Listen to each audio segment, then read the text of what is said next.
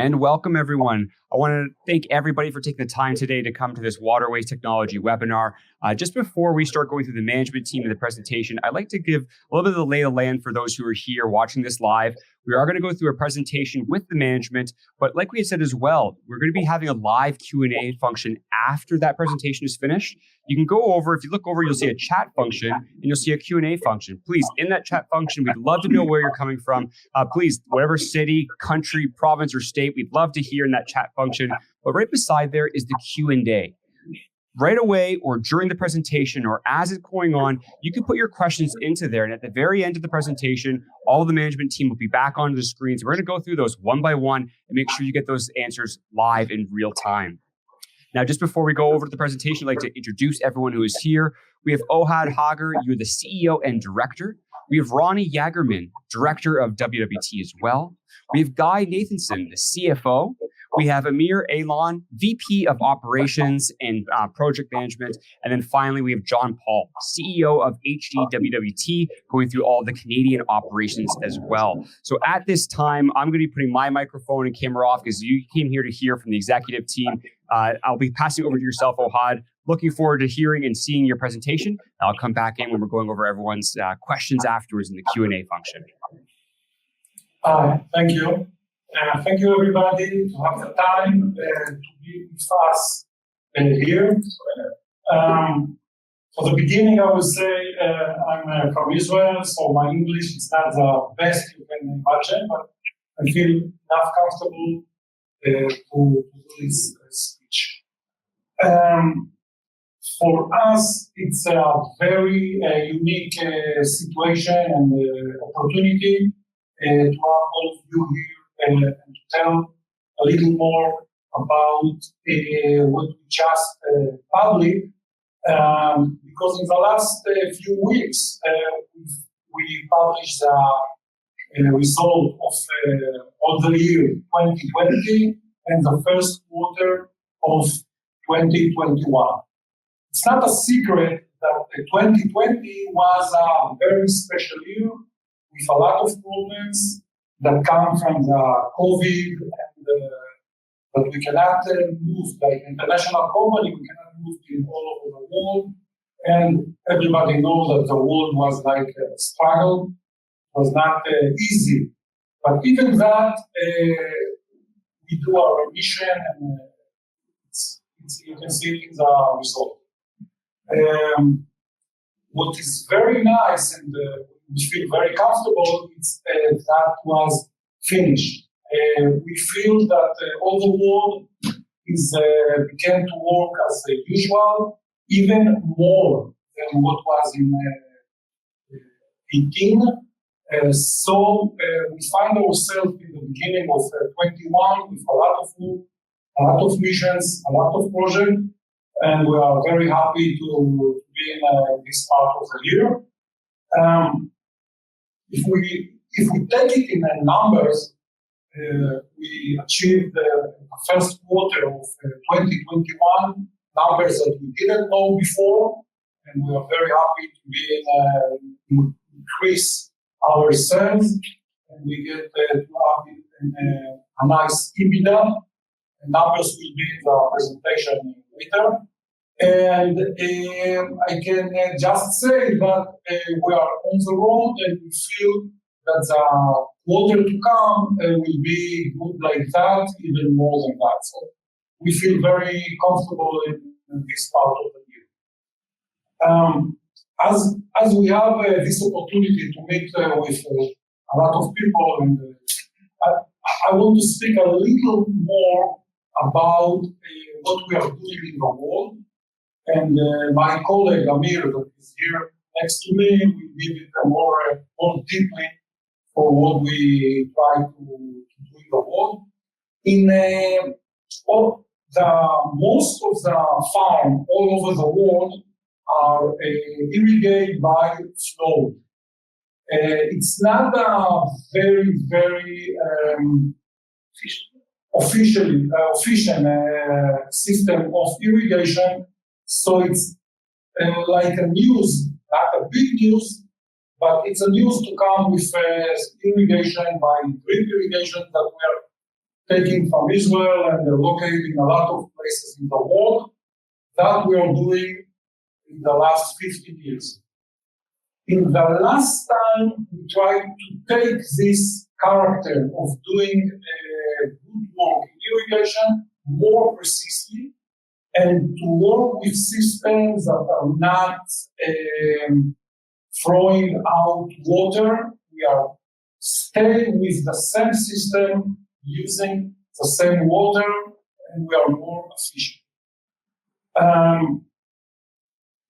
In a big world, I would say that we try to bring technology that we let minimum water, minimum fertilizer to the growth that we try to find in the different growth, and we are doing well.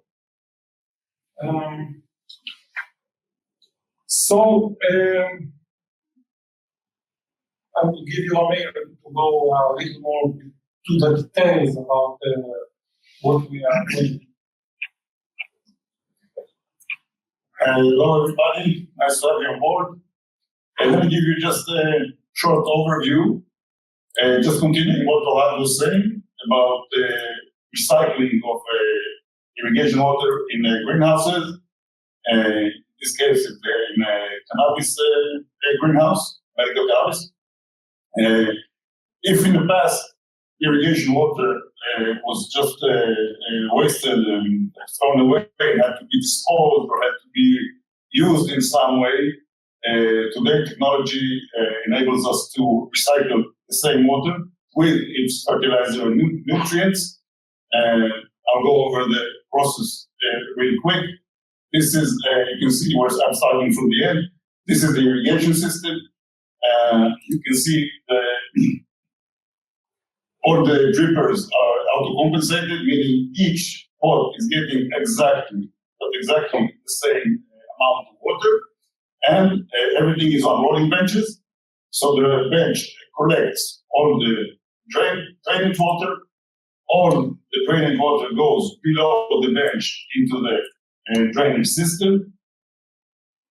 You can see it here.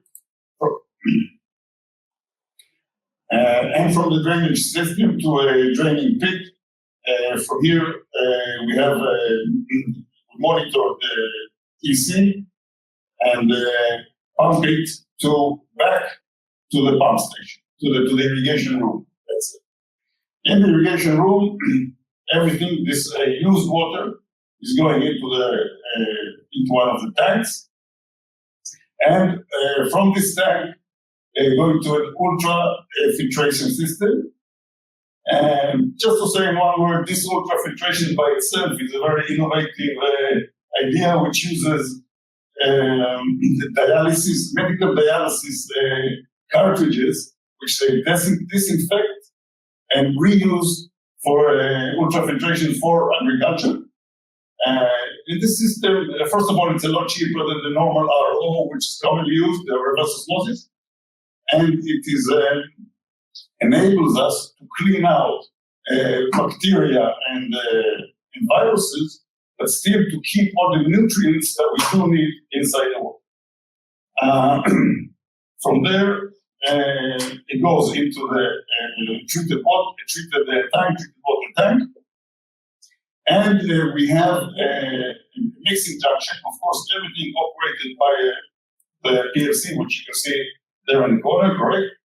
And the mixing junction takes the water from the source water, from the main tank, takes the recycled water, which we have already treated, mix it to the values that we want. We always keep monitoring the EC and the pH. After the mixing, it goes to the fertilizing section, and we add the needed nutrients and back to the field. And the cycle, this is the cycle, and of course, it continues on and on.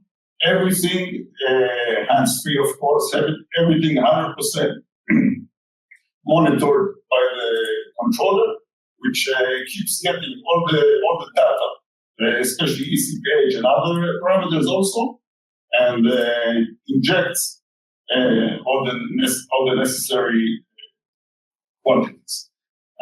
This is the project after installation. You can see just to get the idea. This is the main screen of the controller. So actually, this whole system, this is a 10-acre project. So the system is run by one person, just runs the program on the controller.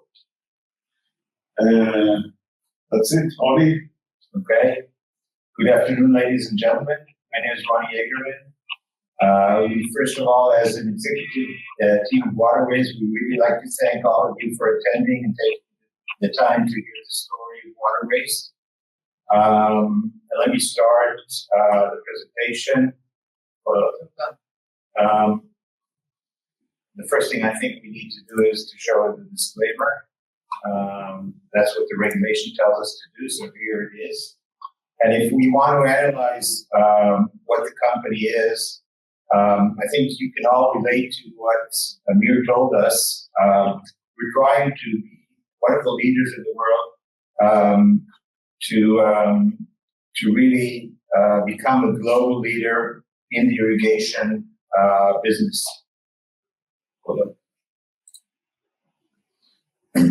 And we've refocused the company to actually go after high-value crops because we understand this is where our competitive advantage lies. And let us see where we are today. Okay, so we have gained over 50 years, a lot of experience in building irrigation projects around the world. We currently have over 400 customers around the world in over 40 countries around the world. Of course, we have some countries where we have more market shares than others.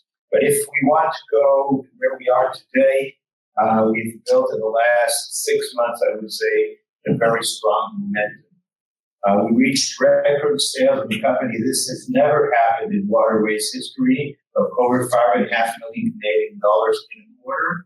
That's growth of 70% year over year over Q1 of 2020 last year.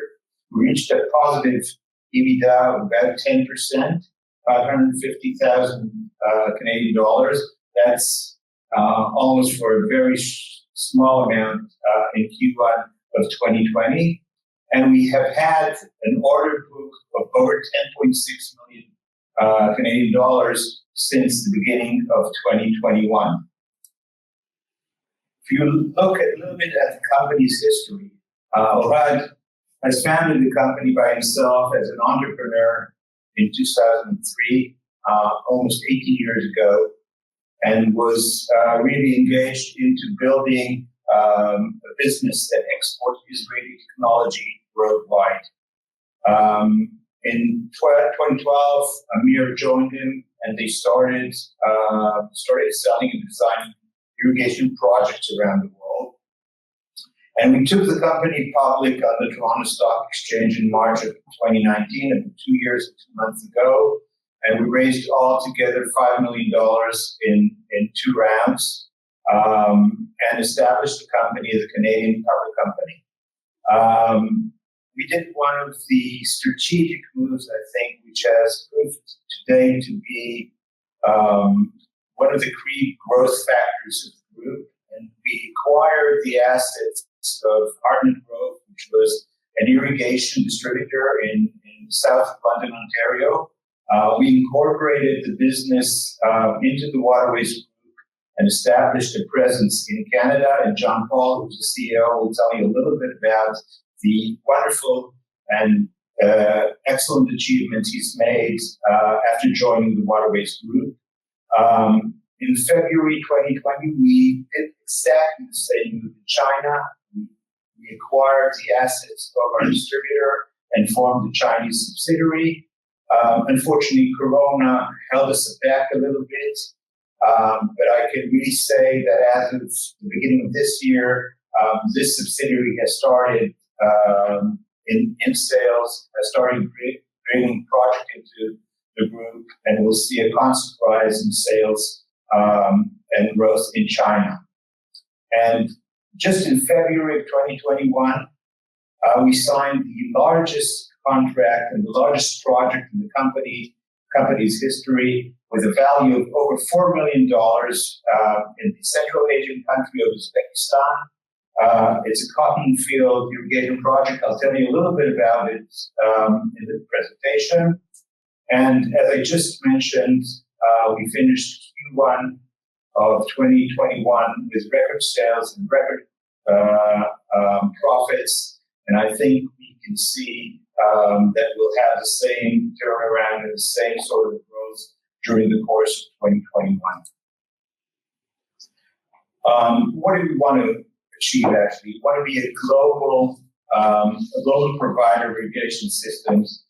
We have currently a headquarters of group in Canada and Israel. Canada, the public company, Israel as an operational company, and we have two subsidiaries, one in Canada and one in China. And we bring the know-how from the irrigation industry, irrigation partners, agri-tech startups, to actually bringing the whole high-tech solutions to farmers around the world. Where do we sell our products and what markets are we looking at? We're looking at water, ladies and gentlemen. Water is becoming scarce around the world. I think even in Canada, I think there was a wave of about 32 degrees just a week ago in Toronto. So the world is warming up, and because it's warming up, water is becoming scarce. If water is becoming scarce, farmers need much better ways to irrigate the land. And that's where we come in, because we provide much more efficient irrigation systems to farmers around the world when they're using much less water in a much more efficient way. Why Israel? Israel was founded in 1948, and Israel as a country, about 65% of it is desert, and only 20% of the land is arable. But still, Israel has managed during the course, since its independence, to become self-sufficient in food and becomes one of the leaders in smart and drip irrigation around the world. And that is by using efficient irrigation and also using water efficiently. I think about 90% of our irrigated water is recycled water, not fresh water.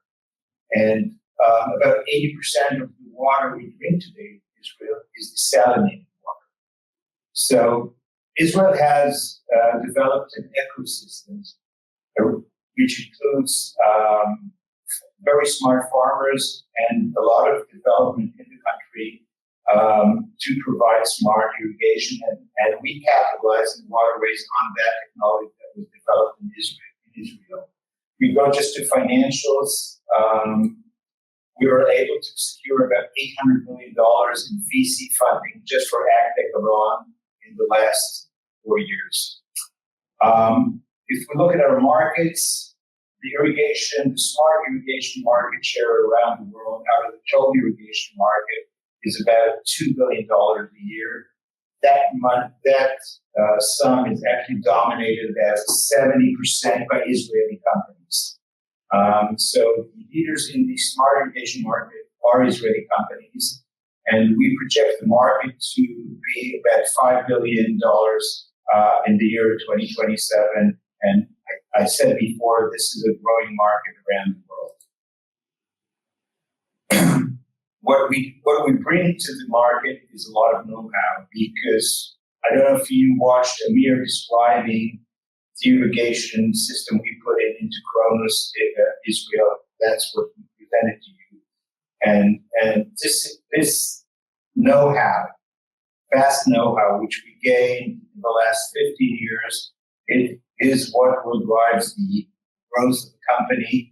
And the smartness in the technology is in the control panels of the system and in the smartness that it uses the water and recycles it. This is how Waterways is around the world, headquartered in Israel, an operational subsidiary in Canada, really growing in North America, and a subsidiary in China. We would envision that in the next coming years, we will have other subsidiaries around the world using the same sort of system where we find an irrigation distributor, we buy the assets and incorporate it into the Waterways group. This is really the project that Amir talked about before. We were chosen by Cannabis Israel after a fierce tender here in the country to build the irrigation project for Cannabis in Israel. Cannabis, together with the kibbutz in Israel, had obtained a license to grow medical cannabis in Israel, and they seeked a system which would, first of all, be a state-of-the-art system when it comes to illumination, irrigation, fertilization of growing cannabis, but also they wanted an IoT system because they wanted to control everything that's going on the ground in Israel from their headquarters in north of Toronto and Ontario. And we were chosen as a prime contractor for the system. It took us about 18 months to finish, and it was delivered to Cronus, I think, in the beginning of 2020 last year. And I would say they're very happy with the system, and we're hoping to receive additional orders from the Cronus group going down the next couple of years. In China, we implemented a system that not only involved irrigation, but also involved the whole knowledge to grow the apple plantation, which we brought from Israel, and we implemented this system in 2020. And in Ethiopia, in the beginning of the year, we were chosen to build a very sophisticated irrigation system for passion fruit growing, which again, if you remember, ladies and gentlemen, I discussed a little bit our focus in focusing on high yield crops. Well, passion fruits is one of those crops, as is cannabis, and as are blueberries and other crops that we're dealing with. So we had a big challenge in bringing clean water to the field, and we use a lot of technology to deliver the water from the river to the plantation using very sophisticated filtration systems. And the largest company we received in the company's history was a total drip irrigation system for a cotton field in the Central Asian country of Uzbekistan. We did a very small project in 2019, and on the basis of that project, on the huge success we had, we were chosen to be the contractor of a very large-scale project, $4 million. And this involved drip irrigation of 1,200 hectares of cotton and 4 reservoirs of water security and sedimation of water fed from the channels. We are actually at the point of finishing this project in the next couple of months. And again, we really hope that this is not going to be the last sort of project we get in Asia. And it's a full-scale project and very profitable for us. And the capital structure of the company, we have about 100 million shares outstanding, another $5 million warrants, which were not yet exercised. Ohad Haber, the CEO of the company, is the major shareholder. He owns about 57% of the company, and the current free float, we believe, is about 43% of the company. This is the management team of the company. Besides Tal Talwal, who's the head of agronomist of the company who's going to the football match right now. We have the whole team sitting here. Tomer Bachel, who's sitting on my left, who's the chief CTO of the company. Amir Alon, who's the VP of Operations, and Ohad, who you met before. We have five, and sorry, I forgot Guy. I really apologize, Guy. He's a very skilled CFO who joined us in the beginning of this year and has a history of CFO on NASDAQ and CASE listed companies. Our board of directors is comprised of five. Ohad is the chairman. We are fortunate to have Jay Richardson, who's a Canadian CPA, has a lot of experience in the company, director and a finance advisor to the company. We were fortunate to join him to the board in the end of last year. James Lantier, who's today the CEO of Mindset Pharma, company I'm sure all of you know that is created in Canada, is part of a board, and Yuda Duron is the managing director of a retail operator of medical device, and he's been us from the beginning together with myself and I. If we look a little bit about the financial of the company, I think, as I said before, we have a record quarter. Sales grew from 3.2 million Canadian dollars in the first quarter of 2020 to over $5.4 million in the first quarter of 2021. And the company reached a positive EBITDA of $550,000 with a net profit of $220,000. So the company is profitable at 10% EBITDA. We have currently about $900,000 in cash in the bank, and we don't see a lot of problems going forward in liquidity because of our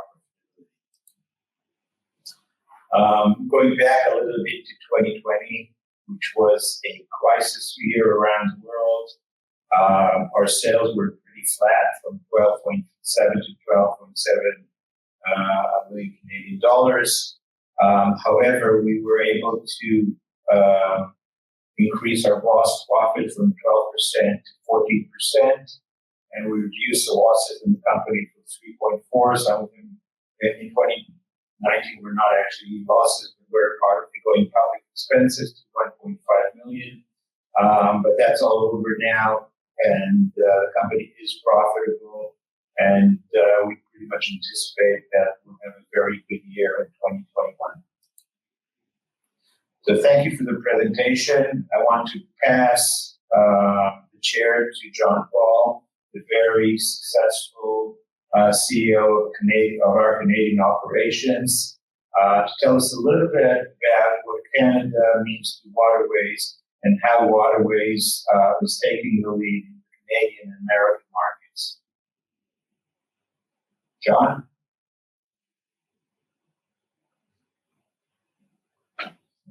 Right. Okay.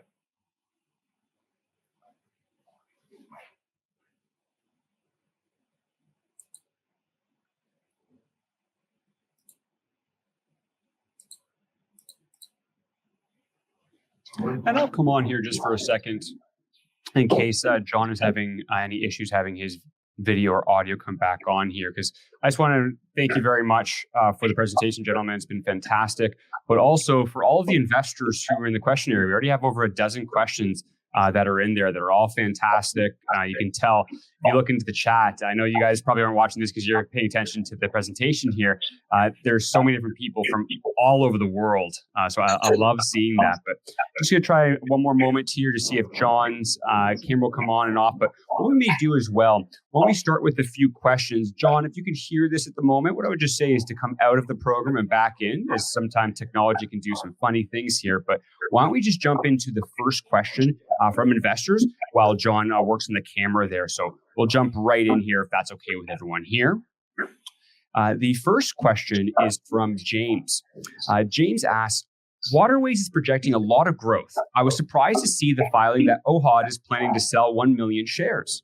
While why sell shares right now when Waterways is predicting a lot of revenue growth in the near future? We're not aware of this filing. There may be another filing that's in there as well, so potentially come back to that in just a moment there. We're not aware of any filing of the sort. So I'd really be happy if James would send us the place that he saw it, because we're not aware of any such filing at this moment. Absolutely. So there may very well be some misinformation here. So we'll get back to you with that, James. You can always reach out to the company as well and speak with them by sending them an email. I'm sure they'd be happy to clarify anything there for you. The next question is from Drew. Drew says, are there any plans to move into the U.S. market, especially with regards to the Cannabis IoT platform? We are first of all, we're already selling to the U.S. Cannabis, we're a Canadian subsidiary. I'm not sure we are not at this point able to sell to cannabis growers in the U.S. We're prohibited because we were traded on the venture. So we cannot attach the cannabis business in the U.S., but we certainly will go after the American irrigation market, which is a huge market and probably the largest irrigation market around the world. Fantastic. And thank you very much for that answer. This next question, I should say, is from Elijah. Elijah is asking, after the presentation, which is this time now, could you please tell me why you're not focusing on the Chinese market more? We are focusing on China. So we have two operational subsidiaries with people on the ground, one in Canada and one in China. We have currently a staff of about 4 people working full-time for the company in China. We have just declared a few projects in China. I just told you about the wonderful business of apple plantations, which we were able to grow in China. So yes, China is a big focus for us. We were very successful in the past selling irrigation equipment in China. Since I started the company in 2003 until 2019.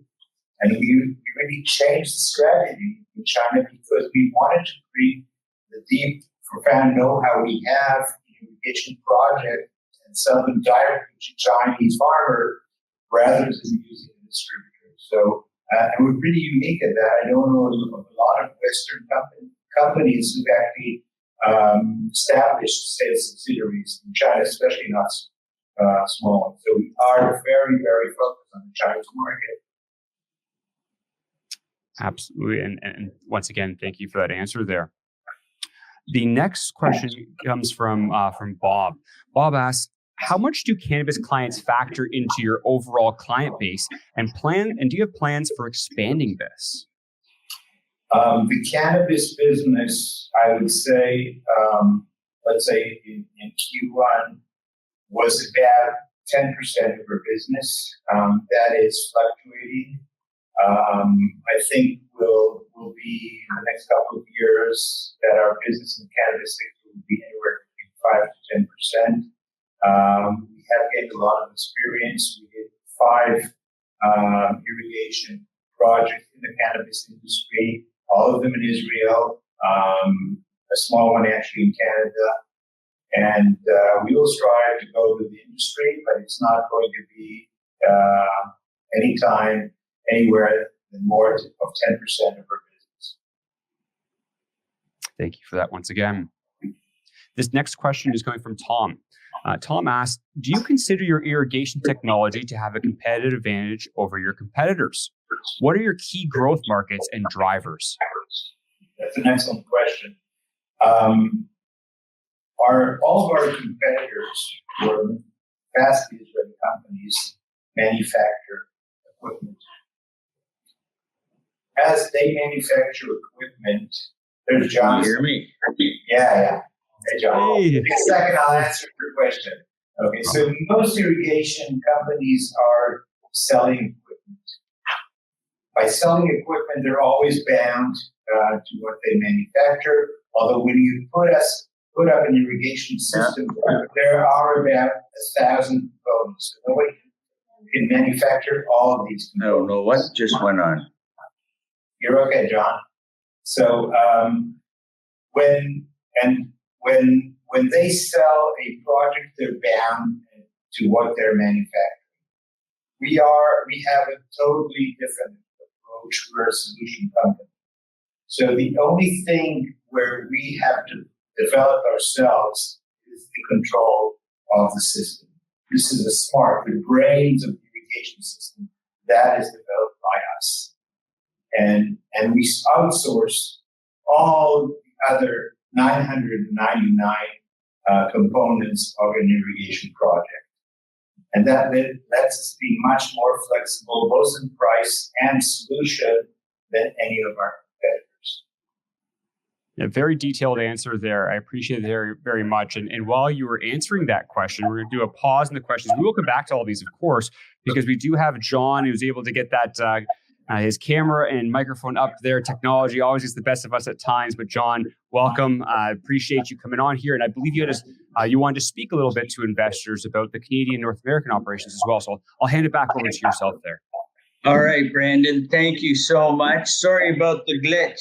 When you live in the country, sometimes your internet comes in and out, but we live in the country, so it's like kind of a blessing, unblessing. So I just want to talk about HGWWT, Water Waste Technologies. And I want to say that as Ohad suggested earlier before, irrigation is becoming not only a luxury, but a necessity when it comes to farming in Canada and around the world. We all know that we have to grow more kilograms of produce per acre, but we have to do it in an efficient way where we're going to make the most of our resources without increasing our costs to the point where food becomes unaffordable. So I want to give you a little bit of a history of HG Heartnut Grove. So I started this company when I came to the realization that farmers, because I was a farmer at that time, full-time farming apples, and I needed to get a better irrigation source, and I needed to get a better way to use our resources. So I started Heartnut Grove. And when I started Heartnut Grove, I immediately became aware of the advantages of irrigation when it came to orchard crops, because that's my background. And I grew the business, and I grew the business so much I had to give up farming and go more into the supply side, which was very good, and I enjoy that. And then I grew it to the point where I couldn't run it anymore. I lacked resources, I lacked finances, and I had the knowledge behind me in order to run the business and understand farming and farmers. So then I was fortunate to run into Ohad and his team, and we started WWT, Water Waste Technologies, HGWWT. And not only is it better for me, Water Waste Technologies, but really we're doing all this for the farmers too, right? We got to support the farmers that give the produce to the people. So what Water Waste did is they got into North America, and they have a stepping stone in which to bring in a lot of this market. And what they brought to me is much more technology and better ways to do the same thing. Because our sales have improved, we have a better warehouse, we have a better distribution system, we have a fabulous team that we already had, but now it's even better. Our weakness was finances, and now with waterways behind us, that's easier. We can expand and be better for our growers. But the other thing that we're doing is we're expanding into horticultural world, like because of the global changes and stuff in weather. We have to bring water technology for sure, because it's very unreliable, or it's less reliable. But we're also bringing in technologies to prevent frost, or not prevent frost, to keep the plants safe from frost. We are also, because of different changes in the world, and even the old changes, we have insect netting and frost protection, hail netting, and we also have plastic film. So the neat thing that we have with our plastic film is it goes on the crop, it goes on the soil, you plant your crop through it, and you put your irrigation under the plastic. So what that does is it slows down the evaporation rate of the water, and the plant gets more of the water. One of the problems about putting plastic on fields is it can be sort of non-environmental, right? Because we're putting added plastic on. So what we're doing also is we're making a degradable plastic. So not only are we putting the water down more efficiently, we're getting the nutrients to the root zone more efficiently, but we're also the ecological overtone, keeping the water right at the root zone. So we're not filling up our landfill sites. We're not making big waste piles of plastic. It all degrades. So that's another thing that we are doing as a company. And not only do we have the old technology, which we've been working with when it comes to the world of degradable plastics, but we're expanding our vision of what we want to do with that. We also have our own line of machinery, which puts the plastic down and picks the plastic up, puts down the irrigation systems. And we have the ability right now, our team in Canada, to put down the projects, to make the plan, to get the proper inputs, and to install it if we need. So that's a very important stuff for us to do. And not everyone, but a lot of farmers are expanding, and we're expanding with them. And to overcome some of those challenges like filters and so forth, WWT has provided us with the knowledge and the expertise in which to put this stuff down. So other things that Heart Nut Grove WWT has, or WWT is, they have their own silage wrap line. Nothing really to do with irrigation, but it has to do with the food industry and where we're taking it. So it aids in livestock and stuff like that. And we have a whole silage line.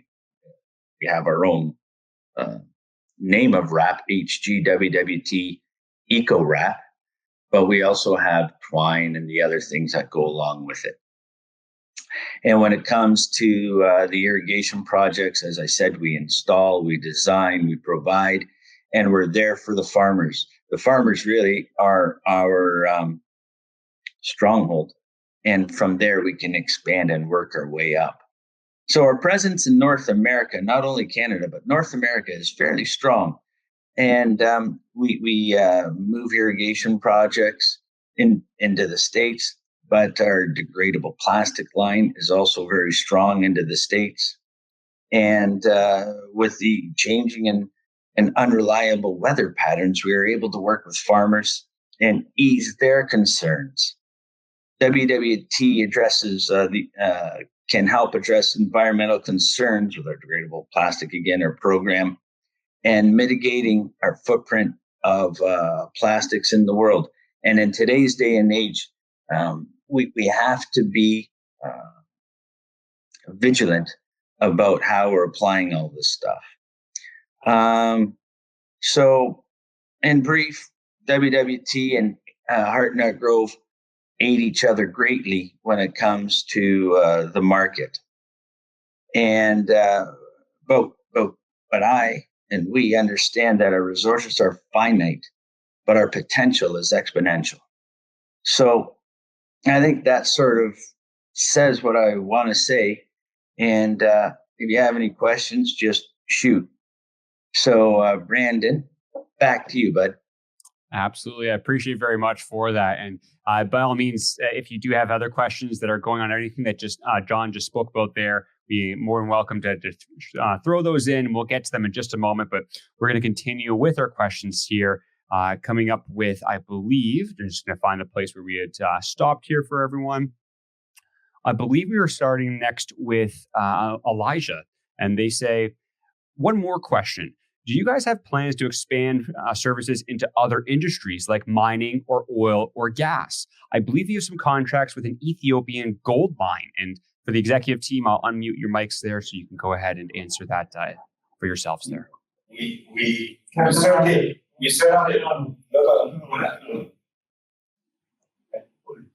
certainly don't. Okay, we may have here a project and there a project which involves water. Into mining, we had something in Chile in the past and something in Ethiopia, but our focus is, ladies and gentlemen, is water and irrigation. We don't intend to move to other industries.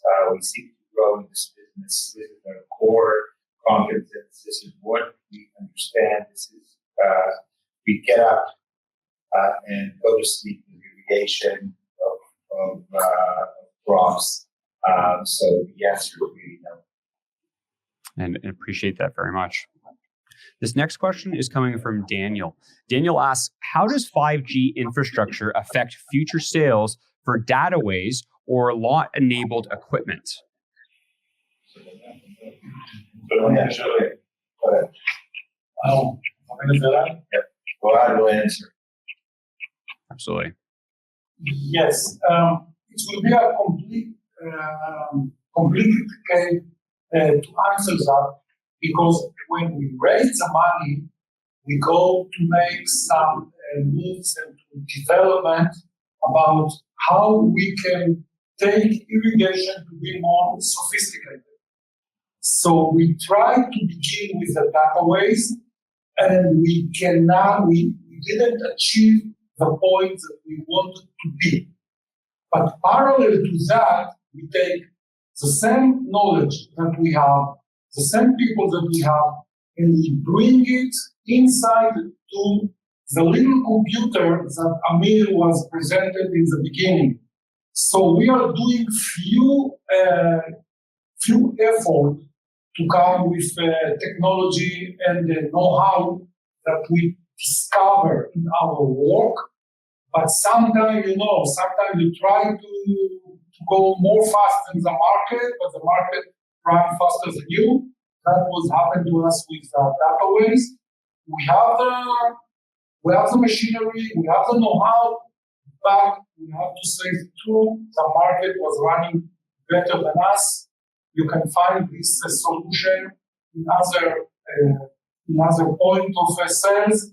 So we have technology, but we didn't get a point that we can sell it and get profit for that. So we moved our effort from the beginning to a new machinery that go better for us in a different way of irrigation, that it's irrigation in buildings. When this kind of grower are with potential to pay more. It's character of grower that one can able to pay more. And thank you for that. And you spoke about how the market sometimes it moves at its own speed, and the company moves at its own speed. Speaking about deals as well, Daniel has a follow-up question where he asks, when will the $4 million revenue Uzbekistan deal be realized? Which quarter? Guy, you want to answer that? So it's going to be along the year, dependent on the execution. A significant portion is expected to be in the second in Q2, but let's see. Absolutely. Appreciate that, Guy. And appreciate we've had you up here. We were waiting for a financial question to come, and we got one there. We were able to showcase you to everyone as well. The next question is from John. This question asks, can you tell me about your plan in Uruguay? Uruguay. Yes. I think in Uruguay. I think that's an OHAD question. Yeah, I like that question, and I can guess that one of our friends is in the picture. We have a lot of friends in Uruguay. One of them is Guillermo Del Monte. I hope he's in the program. Uruguay is the one leaders country that have regulation for growing cannabis, not just a medical cannabis, even recreational. So we find our way to work with this market. We are doing our steps inside that. And I know that it's not permission to say everything because we are public, but we are doing our effort and we'll be a very strong company in Uruguay in a very near future. We are there. It's very exciting to hear. Thank you for that. The next question coming up here is from Wes, and he's asking, what region does WWT see the most opportunity in? We are confident that the two areas of growth, one is North America. Canada is about a $100 million irrigation market. We seek to be a major player in that. The U.S., of course, is probably 10 times larger than that. And the second largest focus for us is right now China. I want to add something.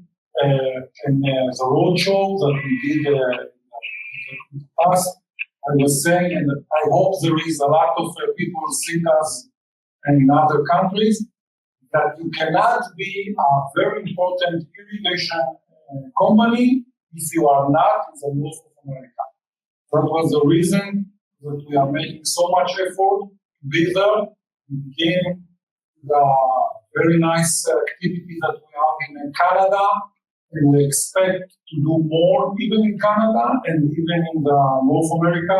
It's a big market for no numbers that you are going to put. It will be the North American market. Yes, absolutely. And we've got another question here coming up next, I believe maybe for yourself, Guy, as well, but I'll obviously let the team decide. This is coming from James. For a greenhouse project, how much of the total project revenue is recurring? I assume that the filtration cartridges form part of a recurring revenue stream. Bonnie, do you want me to take it? Okay, so typically... Yes, guys. Okay, so typically there is no significant portion of recurring revenue. It's more like a project, and once we deliver the work, typically it would be the client that will take the ongoing maintenance. That's anyway how it worked so far, typically in most of the projects. Once again, thank you for the answer there. This next question is a very open question. It's from John. Who are our biggest competitors? Speaking, of course, of waterways technology, who are the biggest competitors for your company? We have, as I said in my presentation, the major competitors are Israeli companies who are also vendors of the company. So, sort of a golf club where everybody works with everybody. So, the three largest companies in the business are Netafim, which is by far the leader in irrigation around the world, Middle East, Metroplatz. But we have competition locally in the areas we operate, as other project companies, and so on and so forth. Well, sticking with yourself there, Ronnie, because I believe this question this next question you've partially answered, but maybe not to this specificness. Rogan asks, who manufactures your company's irrigation systems? Who develops the digital technology / the software? Okay, so it's an excellent question. An irrigation project has about 1,000 components, a few hundreds for sure.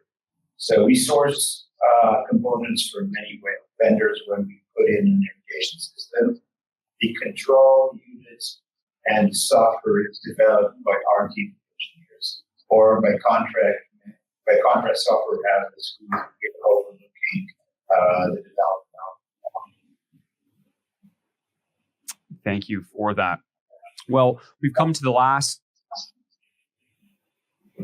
question for today, and then I'll throw it back over to the executive team for final remarks. This question is coming from Jahan. Please forgive me if I have not pronounced that correctly, but your question is, what are the plans to protect against IP theft, particularly in places of the world where that is more loosely enforced?